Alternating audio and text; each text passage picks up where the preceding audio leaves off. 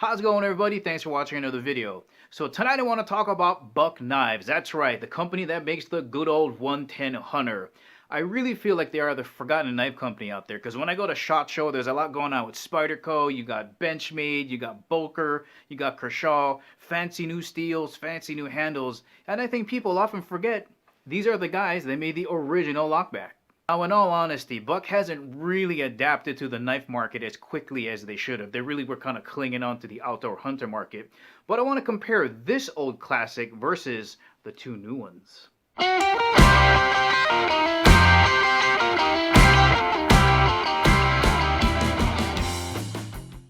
always, guys, if you want to purchase any of these knives, make sure to check the links in the description below. I've also included some of their newer models to help refresh the brand. Alright, here is a close-up of a Buck 110. Now, they have a smaller one called the 112, but this is it, guys. This is the one that started it all, and I can see how people might think this is outdated because it doesn't have fancy nylon handles and it's not high-speed looking. But this is it, man. From the early 60s, I would say all the way to the 1980s, everybody considered anything that looked like this a Buck knife. And, for the most part, people are 100% correct. This is an old-school, classic outdoor huntsman's knife. I wouldn't have much use for this because I don't go hunting, but I love the way this knife looks. Look at this blade shape. Nice Bowie shape, nice high hollow grind in here. Check that out. And the swedge on this thing just makes it look so sinister. And I'm pretty sure most people nowadays aren't going to like these brass bolsters. Are going to be like, man, that looks so old school. Look how thick and heavy this thing looks. Where's all the Micarta and G10 and GRN handles? That thing weighs a ton. And where's the pocket clip? How do people carry that thing around? I totally get it. Let me show you how they updated the 110. Alright, so one of the big improvements they've made to the 110 is that they've made it a lot lighter, because look at the thickness of this guy. This is a heavy knife. Let me show you just how much this weighs. So remember, for me, I like to keep my EDC knives right around the weight of a deck of cards. So that's going to come in at 3.4 ounces. Here's how much the original 110 weighs. 7.3 ounces! Alright, here's the newer version with the nylon handles and the clip and the thumb studs. That's coming in at 3 ounces. Here is another version with micarta handles and upgraded S30V steel, still with the clip and the thumb studs. That's also going to be, yep, 2.9. I'm going to call that 3 ounces. So you figure that's about a 4.3 ounce difference. So if you're wondering how much of a weight difference that is, you figure 5 quarters is about 1 ounce. So you would have to carry 20 quarters in your pocket to make up the weight difference between those two.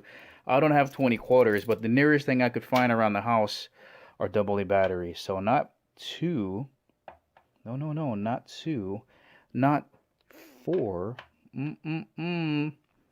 just a little bit over 5 AA batteries in your pocket is the weight difference between a classic 110 and one of the newer versions. And of course, some of the areas that they were able to save weight on is changing the materials used. So they got away from the brass and the wood and went to micarta and nylon. And of course, they were able to reduce the thickness of the actual knife itself. Look how thick that is. Let me bring in my chopstick in here. So this is the first knife that I've had that the thickness of the knife is actually thicker than a pair of chopsticks. Check that out. And of course, the newer versions by name are slim. These will be way thinner than a set of chopsticks. So there's the nylon version. And here comes the micarta version. So light and so thin. And all three of these knives are roughly about the same length when they're closed up. Just about the size of a Sharpie. Alright, there's a good size reference for you. Let me kick them open here so you can see just how huge these are when they open. I'm talking like Spyderco Endura huge. Let me open up the last one here and give you a quick size reference there. I'm going to slide that Sharpie right in here. There you go. So the newer versions of the 110 actually solve a lot of issues that people might have with the older version. They look way cooler. They're available in different handle materials. The nylon version you can get on buck.com and order whatever colors you want. It's fully customizable. The micarta version I think is also available in I think maybe 1 or 2 other colors.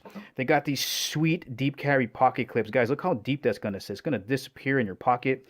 This is a bend over clip. I really wish they would have found a way to recess those screw heads into the handle, but I get it. It's such a thin handle, so they probably weren't able to get that done. And they also have thumb studs on these that make it a lot easier to open. You know, as I'm gripping onto this thing, I'm really happy they decided to keep this grip angle neutral. Like, you can get a lot of fingers on here, so it doesn't matter what type of person you are, you got small hands or big hands, it's very comfortable to grip onto.